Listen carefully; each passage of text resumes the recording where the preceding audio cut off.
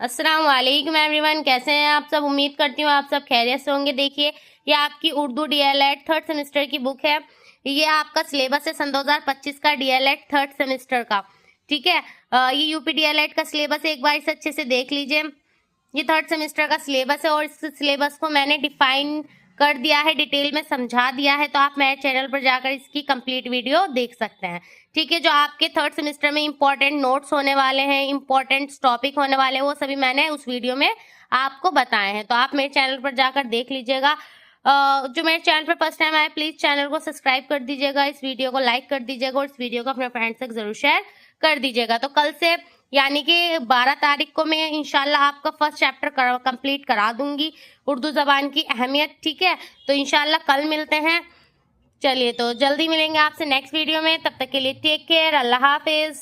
और हाँ, जैसे मैंने अभी आपको बताया है कि मैंने इस पे कंप्लीट वीडियो बना दी है, तो आप परेशान नहीं होइए कि मैम हमें वो वीडियो नहीं मिल रही है। इसी वीडियो के डिस्क्रिप्शन में मैं उसका भी लिंक प्रोवाइड करा दूंगी, तो आप एक बार जाकर डिस्क्रिप्शन चेक कर लीजिएगा।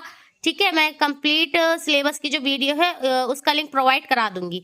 ठीक है, चलिए, तो मैं जल्दी मिलूंगी आपसे नेक्स्ट वीडियो में, तब तक के लिए टेक केयर, अल्लाह हाफिज।